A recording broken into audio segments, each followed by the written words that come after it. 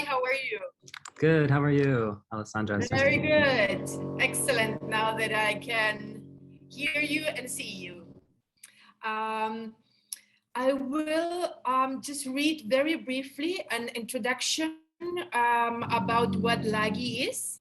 Just a second in Spanish, so that everybody is on board. Les queremos dar la bienvenida a LAGI. LAGI es Land Art Generator. Es una iniciativa que invita a artistas, arquitectos, científicos e ingenieros de todo el mundo a participar en un concurso de diseño de infraestructuras públicas que además es obra de artistas y obras artísticas que sirven para generar energía renovable. Es básicamente lo que todo el mundo reclamó en algún momento, por qué toda estructura de energía renovable es fea o no atractiva visualmente. Bueno, LAGI vino a remediar esa situación. Aquí le damos ahora la bienvenida y vamos a escuchar su presentación. Okay, go ahead.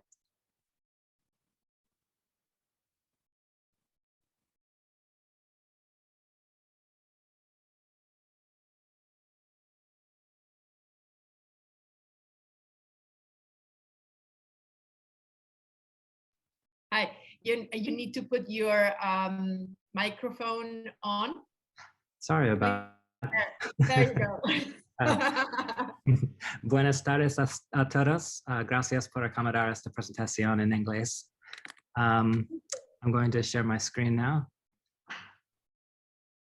You can see my limits. There we go. Okay, so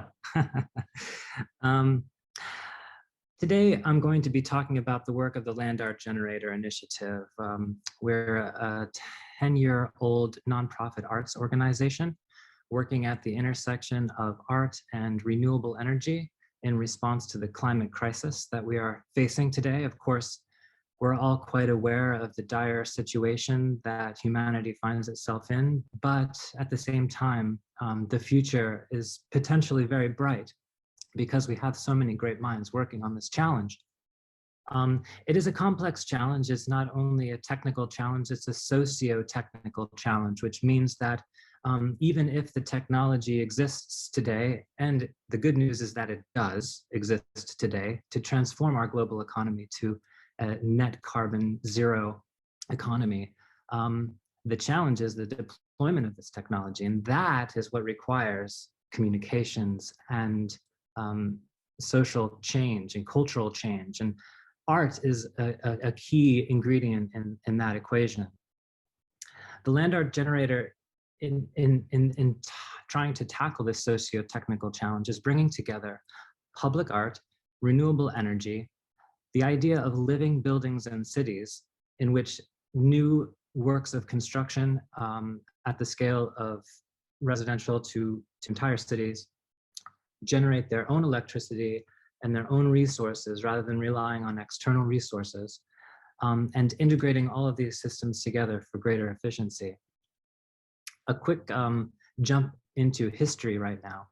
If we go back to the very beginning of electrification, all of our power plants were located in the hearts of our cities. They had to be because we couldn't raise the voltage high enough to transmit electricity efficiently across long distances. So as a consequence of locating these coal-fired and gas-fired power plants in the hearts of our cities, which was the technology at the time, they were designed by architects and artists to be beautiful contributions to our urban landscape. As you can see in this power station in Lisbon, Portugal, which has now been converted into the Museum of Energy. And many of these beautiful power plants have been converted into new uses. Another great example is the Tate Modern in London, because they're so beautiful works of architecture. Now, of course, as we were able to raise the voltage of electricity high enough to transmit it efficiently across long distances, we removed those power plants from the hearts of our cities because no one wants to live next to a coal-fired power plant, although many people still do have to. And that's another lecture about environmental justice. We'll put that aside for a second now. But as you can see in this image, the relationship between art and culture was mostly severed, disconnected when the power plants left our cities. In the old days, everyone knew where their power plant or where their energy came from because they could point to the power plant down the street. Now we have very little understanding of where our energy comes from past the switch that we flip on our wall. And this cultural disconnection between our energy consumption and our daily use and how it is generated and where it is generated and what is the downside negative consequences of that generation are not at the front of mind of the general public. And this utilitarian aesthetic for power plant infrastructure has continued into the renewable energy transition. You can see these two images are some more, perhaps more egregious examples of what solar and wind power infrastructure can look like. But you can't blame these technologies. They're trying to compete with the incumbent sources of energy for creation of cheap kilowatt hours of electricity in the marketplace. And so they've had to cut costs as much as possible, but that is changing rapidly because the cost of solar and the cost of wind is dramatically going down. And these are now the two cheapest ways to produce electricity on the planet. As the costs continue to go down, there will now be more room to think about the design of these infrastructures, how these energy land uses can share space with other land uses, and how they can come closer into the city, because distributed energy generation is the most resilient, affordable, and potentially democratizing type of energy generation. So the more we can bring energy into our population centers, the more we can conserve rural areas for conservation, recreation, view sheds, beauty, all of the things that we that some people are concerned about losing when we are placing wind turbines on mountain ridges and transforming deserts into solar arrays. So what if we step back and we imagine what is possible with these technologies? What if we imagine renewable energy landscapes as large-scale works of art in our cities? How can they contribute not just to the generation of clean kilowatt hours as a solution to climate change, but how can they also beautify our cities, create places for people that are exciting and wonderful, and inspire the public about the beauty of a world that has moved beyond carbon? Because so much of our conversation around climate change is centered on the doom and the gloom of the apocalypse that will come with the rising sea levels and the massive droughts and migrations that are in our future if we fail to act. This kind of conversation around the negative can be off-putting to the general public in terms of how they gather together around collective action. What is it that we want to do? What is it that we want to accomplish? What is the world that we desire to live in? So in order to stir this conversation, about 10 years ago, we launched our first design competition. And we have been doing this on a biannual or annual basis ever since for sites around the world. We work with cities, we work with private companies, we work with institutions, cultural institutions, organizations, community groups, anyone who is interested in bringing renewable energy into public space in a way that is inspiring and beautiful. We started in Dubai and Abu Dhabi in 2010, and we that competition was our first experiment, and it proved wildly successful, and it sort of kind of took over our lives, Elizabeth and I, my co-founder, who is unfortunately unable to be with us here this morning. And so we decided to continue. And in 2012, we launched Logi in New York City for Fresh Kills Park in a former landfill site in Staten Island. Once the world's largest garbage dump, it has been transformed over the past 2 decades into a beautiful public park, 3 times the size of Central Park. And it proved a very interesting energy landscape for experimentation and imagination. Logi 2014 was held for a site in Copenhagen, a brownfield site across from the Little Mermaid sculpture, so a very iconic place. Brought in many, many, many ideas from many interdisciplinary creative teams around the world. Logi 2016 Santa Monica brought us into a coastal area where we were to provide our teams that are participating with the opportunity to experiment with new technologies such as wave energy converters and tidal energy as media for creative expression and art in public space. Logi 2018 Melbourne continued that idea for a development project in St. Kilda Triangle in the city of Port Phillip, just south of the city of Melbourne. And that was a partnership with the state of Victoria in Australia. And Logi 2019 in Abu Dhabi brought us back to the UAE, a partnership with Masdar City. Logi 2020, we recently wrapped up the partnership with Burning Man Project for some property that they have purchased in Fly Ranch, north of Gerlach, Nevada, in a very remote region, completely off-grid. So this was an interesting experiment in how we can imagine all sorts of infrastructure for human habitation, energy, water, food, agriculture, and regeneration, the cycling of resources back and reducing waste streams, and all of these systems coming together into the conception of land art in this beautiful remote landscape. And right now we are in the process of planning for and will be opening Logi 2022 in Mannheim, Germany. We hope that those who are listening to this presentation will be interested in entering. Go to landartgenerator.org to find out more about that. In the meantime, we also do invited competitions. We're launching another one of those very soon for smaller sites or sites that are not interested in doing an international call, but are focused on highlighting regional talent. So we are engaged in many of those projects and other community projects that I'll conclude with at the end of the presentation. For every one of our open call design competitions, we hold community presentations. We do a lot of educational outreach to all ages with a very strong focus on STEAM outreach to youth.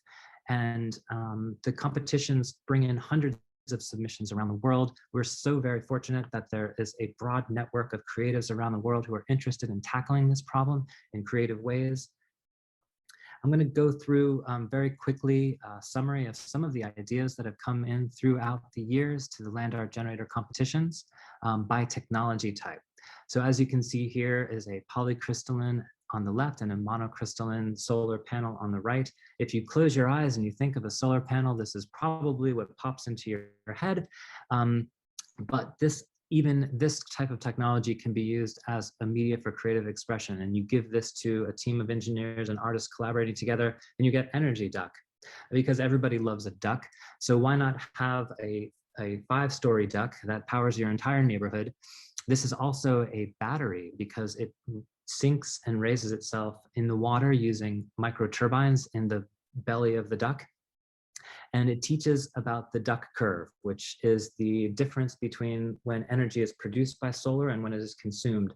And it is typically in the evenings when people come home from work or at the end of the work day that energy spikes. And that's also when the sun is not producing as much power. So the duck at that time is able to lower itself in the water, create a surge of new energy to the grid, and sort of balance out that curve of energy generation. And in the morning with the first light, it raises itself back out of the water. So it's performative, it's engaging, it teaches people about renewable energy, and it's just crazy and fun.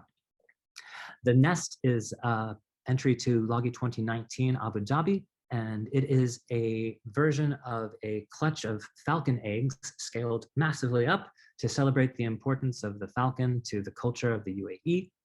And it uses bifacial solar panels and these custom triangular modules that create these incredible biomes that you can go in and explore in this entrance to Masdar City. You can see the annual capacity on every one of these slides is shown. A shorthand for this, if you drop 1 decimal from that, it will be an estimate for the number of homes that it can power, assuming that each home uses 10 megawatt hours per year. So the Nest here would power at least 600 homes in the city. And those are very high energy consuming homes, probably twice that in many parts of the world. But you don't need to limit yourself to that simple solar panel. There are so many technologies today that are coming out that can transform when you close your eyes and think of a solar panel, it will be different 10 years from now, because there are tinted polycrystalline modules like you see on the right side of the screen. There are lamination technologies that can transform a solar panel into anything. In fact, even a complicated work of graphic art, which I'll show at the end here.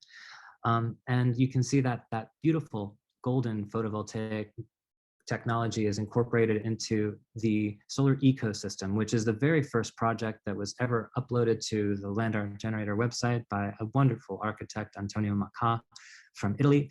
And so it has a special place in our hearts. Of course, when you run a design competition, all of the entries come in at the very last hour. And we didn't know this the first year, so we thought the whole thing was a huge flop. But we had this early entry, and so we were so excited that somebody had risen to the challenge. Of course, the night of the deadline, another 200 entries came flowing in, and the project was very successful. But this is a wonderful idea. It's a beautiful arabesque sphere. It's a new photovoltaic sun for the city of Abu Dhabi. Around this PV sun are the planets of the solar system arranged in their relative position to each other that they were in on the day that the UAE was founded. So it's a celebration of the birth of a nation. It also generates enough electricity to power 100 homes. So this is a solution-based art that is not only profoundly beautiful and engaging, but also contributes to the solution. Light Up is the winner of LOGI 2018 Melbourne, and it is a wonderfully interdisciplinary team, including local artists, architects, engineers, landscape architects, and a team from RMIT, a student team as well. So as you can see, this beautiful river of energy is flowing down from a new hotel and over Jacob Boulevard, creating a cap park that unites St. Kilda Triangle to the foreshore of the water, and a transformation of this site, generating electricity for hundreds of homes.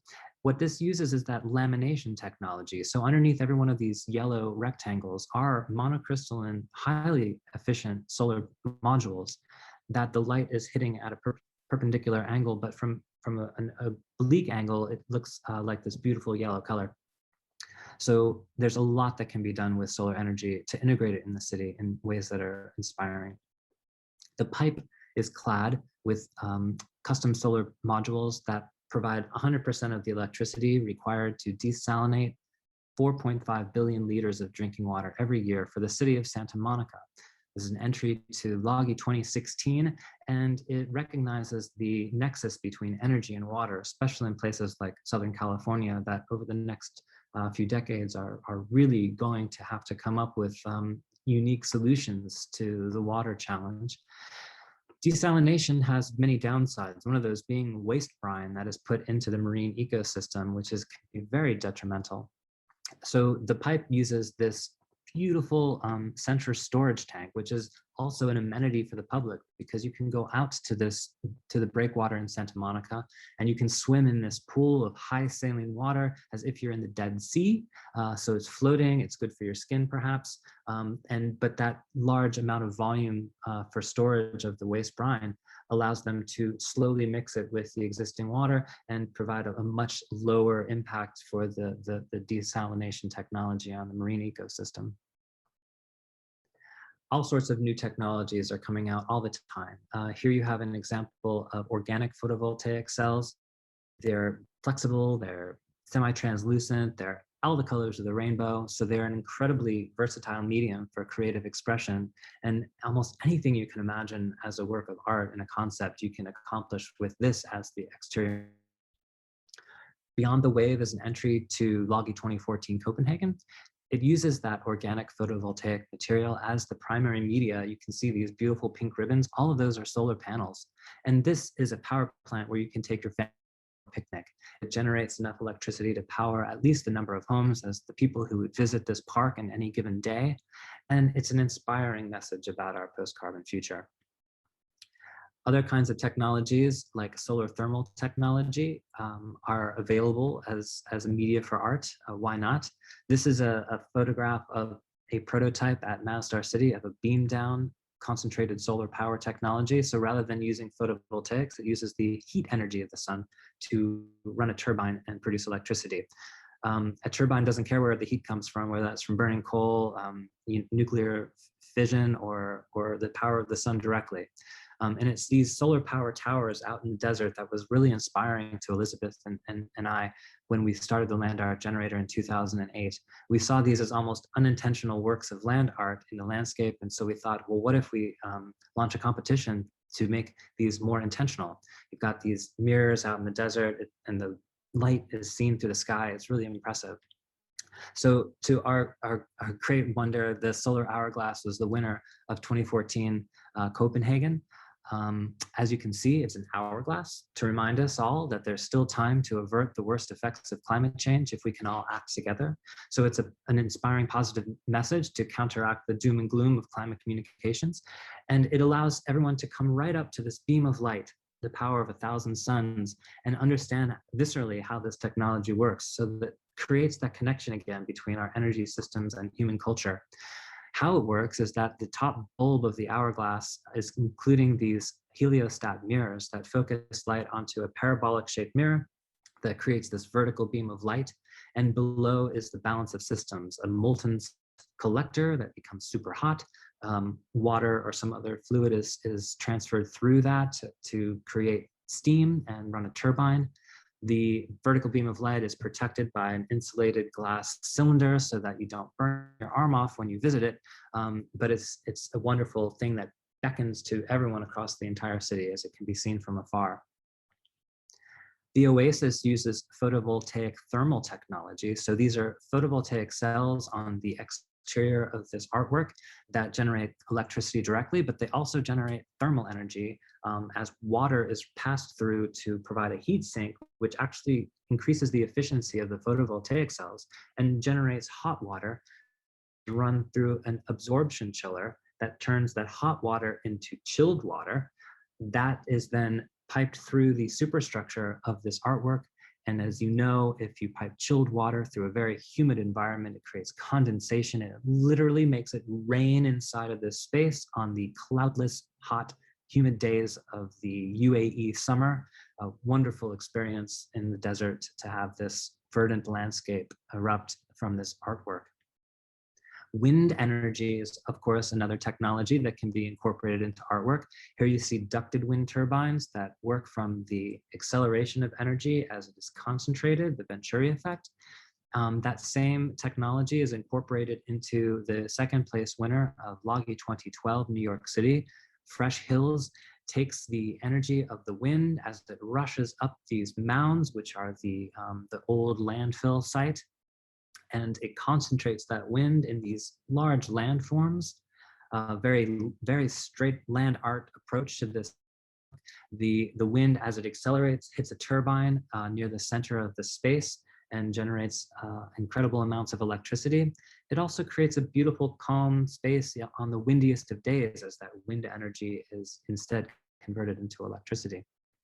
Other kinds of interesting technologies that teams are experimenting with: piezoelectric stacked actuators, linear alternators to capture the kinetic energy of moving objects in space from the wind or from human action even. Here you have Windstock, the second place winner of the first competition, Logie 2010 in Abu Dhabi, and it is a wind farm without the blades. And this team has proposed carbon fiber stalks with piezoelectric actuators that create electricity from the bending action of these stalks. And then below the ground are linear alternators that capture the back and forth swaying movement of the overall objects. It's inspired by the way that grass blades wave in the wind in a field, scaling that way up so that humans can walk as almost the insects within this grass field here.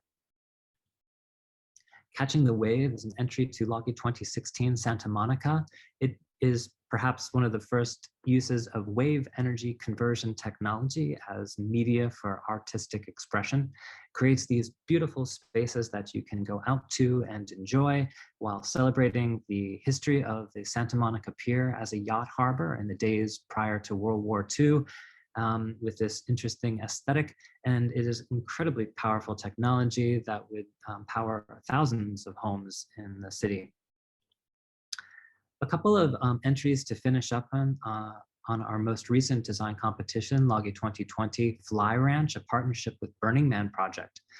They purchased this site in a remote area of Nevada, and there's no infrastructure at all there. So they would like to transform this space over time, not only into a net zero regenerative agricultural landscape that is also used for year-round experimentation and innovation, and creativity, but also as a kind of sculpture park where the infrastructures that make this all possible are the works of art in the landscape that people can then go walk out to, experience, come to understand, and learn about how the technology. The winning design is called Lodgers. It provides infrastructure for shelter and education and composting toilets using only local materials, but also inspired by parametric design technologies and methods of construction that are indigenous to the local area. And the Northern Paiute tribes were very, very generous in supporting Logi 2020 as consulting advisors and jurors through the process. And plan for this project is to engage those communities in the construction of these artworks. The Coop X is a mobile hen house. So it is it's a fun shape. It looks like an egg, obviously, with a little solar cap to keep the hens cool in the summer and warm in the winter. And it can be moved around the site to help fertilize the soil and regenerate the soil, of course, also providing sustainable food from the eggs that the hens are laying. And it's an interesting collaboration between regeneration and agriculture and artwork. Wrapping up, this is not a land art generator artwork, obviously. This is a conventional solar array. It's somewhat typical of what a community solar project can look like near population centers. And while this is wonderful to see these popping up around our cities, it is doing a service in terms of lowering the overall carbon footprint of the economy, it is in some way doing a bit of a disservice to the overall energy transition movement, because if this is the image, blue panels on the ground surrounded by barbed wire and security cameras, this is not the future we all want to see in the world. So it sort of may have the unintentional effect of turning people off to the rapid and deployment and proliferation of these infrastructures. And so instead, we work with communities directly to co-design what their energy infrastructures can mean and look like for them. How can they tell stories? How can they be a legacy for this important time in human history when we're confronting a challenge the likes of which we've never confronted before?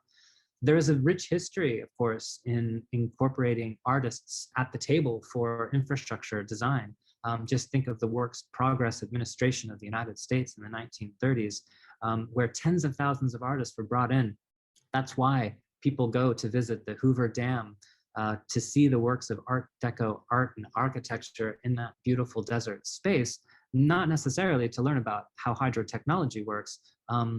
And we have the same opportunity to create beautiful places that will similarly be a legacy for the future.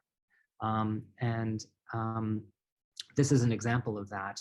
We can use solar panels, we can laminate them with a technology that allows the energy conversion to continue, while also telling beautiful stories and creating a legacy for generations. And you can see these students on the left are very proud of the artwork that they designed for the wall of their school, which is now helping to power their school cleanly, and also creating an important cultural connection.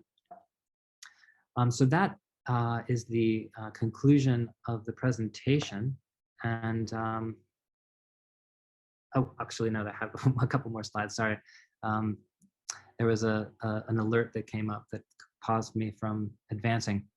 This is another quick example I'll show about some of the collaborative work that we do with students of all ages to co-design their own energy infrastructure, and all of the educational materials that come along with all the land art generator projects. We put out a field guide to renewable energy technologies. All of these are available for free as PDF downloads from our website, landartgenerator.org. And of course, many publications. We put out a publication for every one of our major international design competitions that highlights all of the incredible work that the teams around the world have produced for those. And with that, I will really conclude now. And I thank you all for your time and look forward to the conversation.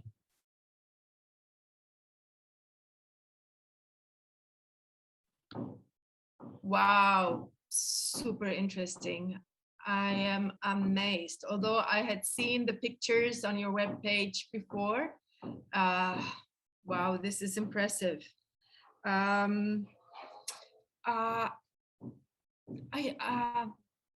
I would like to. I don't have any question. It was very, very clear, your presentation. I just want to say I wish we had one of your artworks here in Chile or anywhere in South America. Is there one? No, you just presented all of you have worldwide. Did you? Well, I think perhaps that should be Logi 2023 or 24, and let's do this. Let's have a competition for a beautiful space in Chile and construct the artwork so that it can help power the country. All right, count me in. I will be there. I'll have this happen. What a fantastic thing you have made. I'm so proud. Okay, I want to thank you so much for your presentation.